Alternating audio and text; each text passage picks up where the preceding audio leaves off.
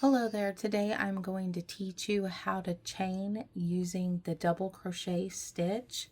I am using Red Heart Super Saver yarn. If you look on the back, it recommends the US I9 crochet hook, so that is what I'm going to be using. We're going to start out by making a slip knot. If you are not familiar with how to create a slip knot, I will link the video up in the right hand corner so that you can master that technique before you start learning the double crochet stitch. But if you know how, we're just going to chain, and we are going to chain 16. So that's 2, 3, 4, 5, 6, 7, 8, 9, 10, 11, 12, 13, 14, 15, 16. When you have 16 stitches on your chain,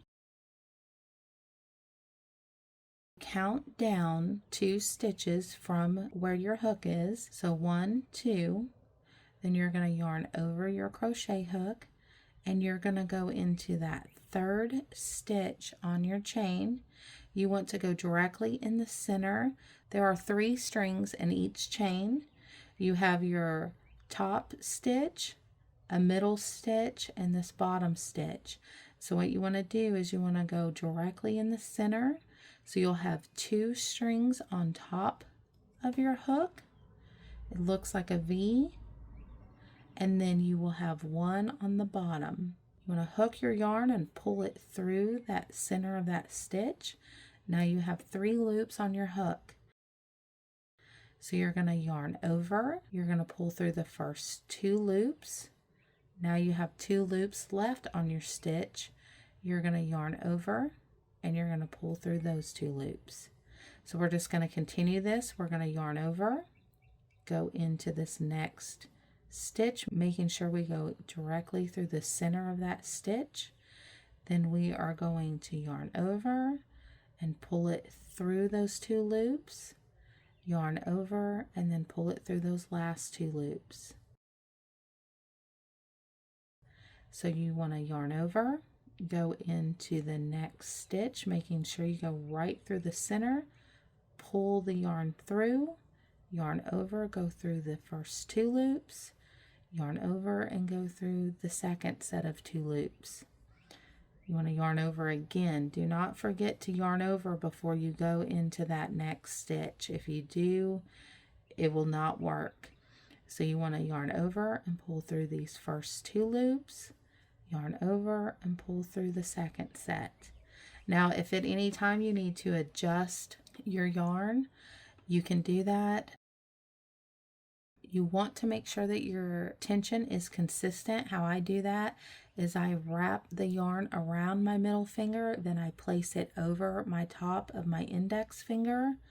This gives me really good tension. Your tension comes from this yarn right here that you're using to create your stitch. I'll just keep it the same tightness as I did on all the other stitches, making sure that my tension stays consistent. That is the main thing when it comes to making a half double crochet or a double crochet that we are making here. These stitches require very good consistent tension. If you don't know how to make a half double crochet stitch, I will link it to the end of this video, and I will teach you how to make that stitch. It is very similar to the double crochet stitch. Let's continue working this double crochet stitch, going into the next stitch, yarning over, pulling through the first 2 loops, yarning over, pulling through the last 2 loops.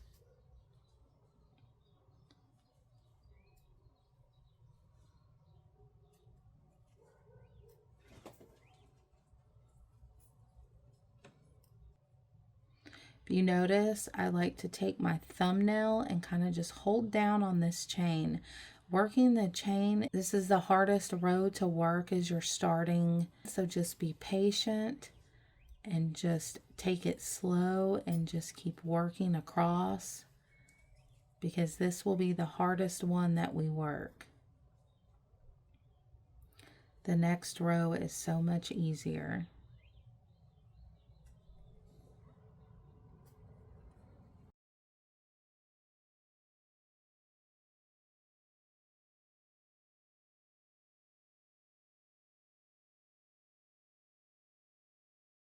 So when you get to this last stitch, you want to make sure that you have 2 stitches on top and 1 on the bottom. It is probably the harder stitch to go into, so you want to take your time there. And so now we have a very straight edge right here on our end. You want to count your stitch work now.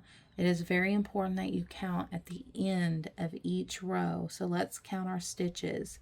2, 4, 6, 8, 10, 12, 14. Now when we chained, we did 16, but if you remember, we counted 2 stitches over and went into that 3rd stitch. So your stitch count should be 2 less than whatever you started chaining with. You do not count these 2 stitches here on the side. These are where we skipped those 2 stitches. So you don't count those. Where you count is this, where you see the V laying on the top. That is your first stitch. This over here is not your first stitch. That is part of your chain 2 that we're fixing to do before we turn our work. So you want to make sure that you're only counting the V's that are laying flat and across the top. So whenever you count, you want to count starting here, not here. I hope that that makes sense. So what we're going to do is we're going to chain 2, and then we are going to turn our work. So I just flip it with my thumb, adjust your tension.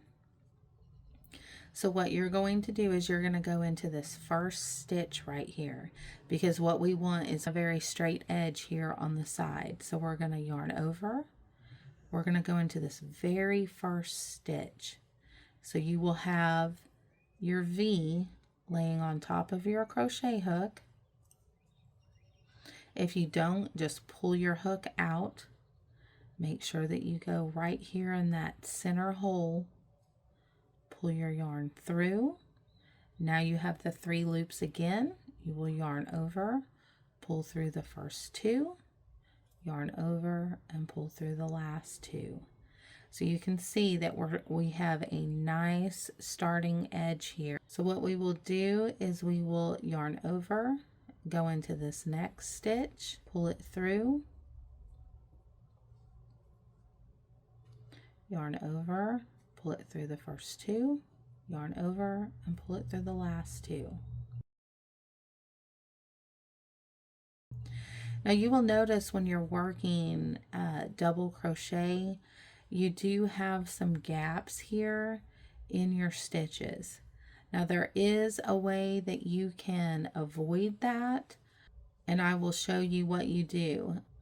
You just go through this ending loop here on your last stitch into your chain, then you pull it through, and you're using your stitch on your double crochet instead of yarning over. And then you just yarn over and pull through, and it creates a really nice tight double crochet. But we are going to just keep working the simple crochet with the gap in it. So I'm going to rip out my work and just yarn over, go back through, yarn over, pull it through the 2, yarn over, pull it through the 2. Sometimes you will not care if there's a gap, and other times you may care if there is a gap. In this instance, I want to show you just what a regular double crochet looks like, and it will have those gaps in it. Sometimes if you're working something where you don't want to have gaps, you'll know how to get rid of those.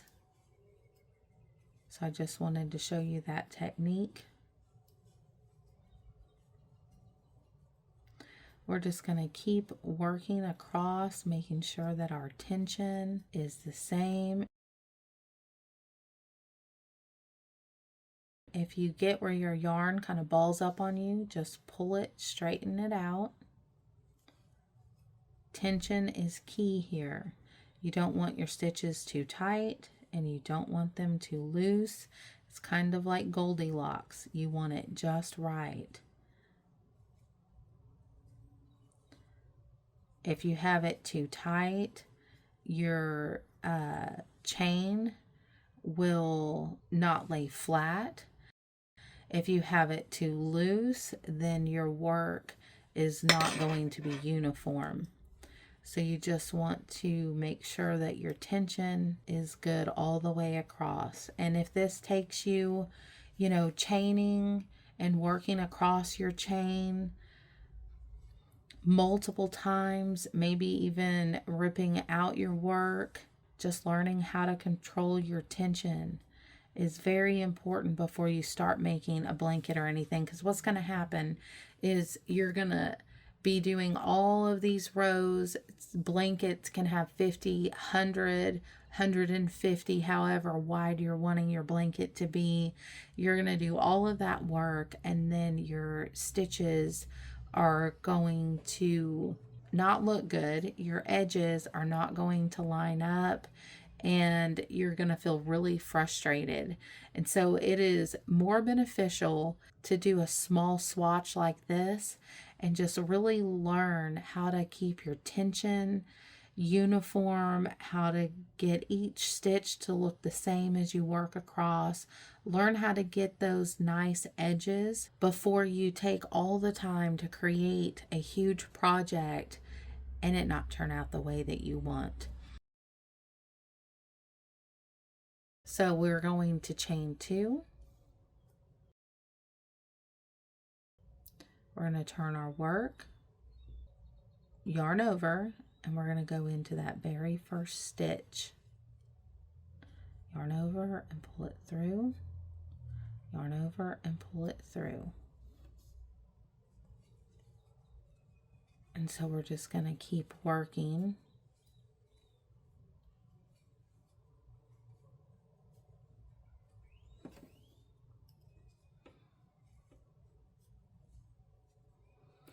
And as you can see, our edge is completely straight and lined up here. And that's what you're looking for. You don't want any lumps and bumps in the edge of your work. If you are getting that, you did one of two things. You either, when you chained and turned, you did not go into that first stitch, or you missed a stitch somewhere. So one thing that is beneficial is to count. How we counted when we did our first row to make sure that we had 2 less than our original chain.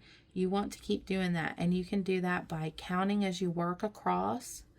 You don't want to count these on your chain 2 though. You only want to count the stitches that are laying flat on the top. These flat stitches are what you count. So your first stitch you would count is right here. So we have 4 stitches already worked on this. So we can just count as we work across. So we'll say 5, 6, 7, 8,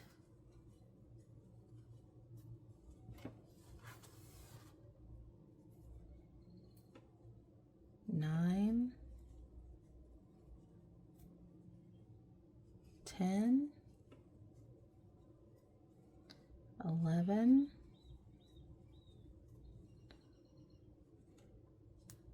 12,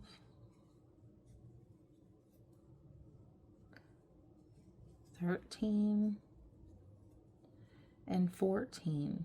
If you don't like to count as you work across, you can always just stop and count.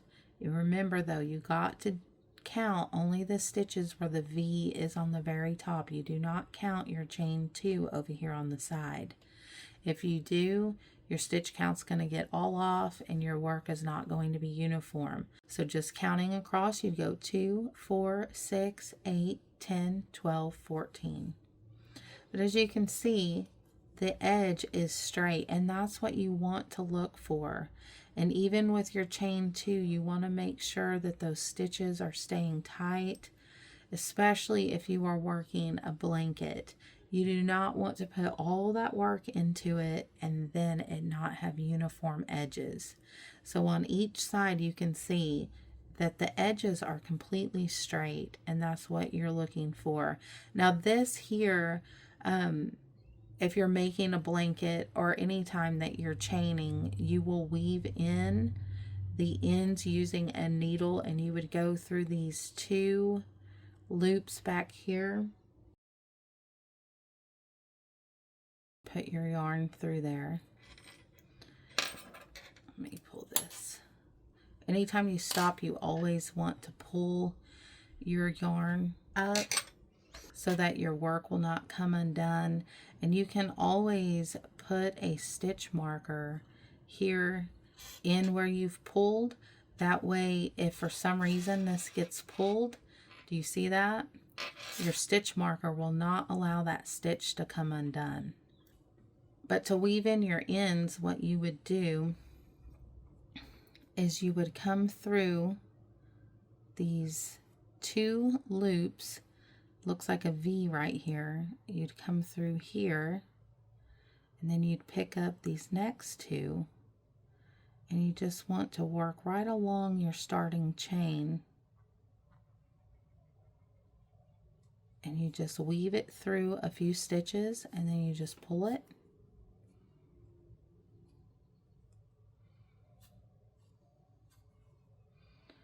And then you grab it and make sure that it doesn't deform your chain edge at all. And then you would just cut this. And then your ends are weaved in.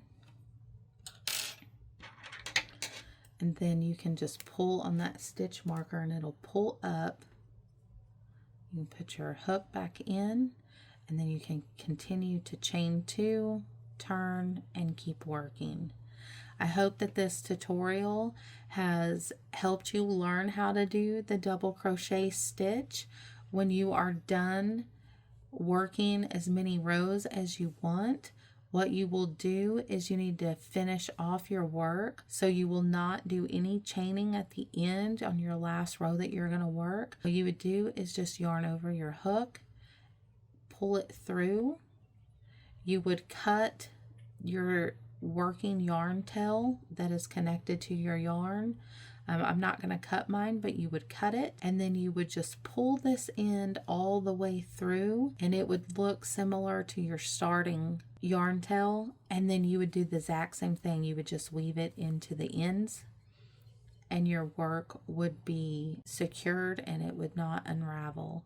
I hope that this tutorial has helped you not only with learning how to do a double crochet stitch, but also how to get uniform straight edges and how to create a double crochet stitch without the gap in between the stitches, if that is what you are looking for. If you are interested in learning how to do the treble stitch, I will teach you how to do that. Just click on the next video.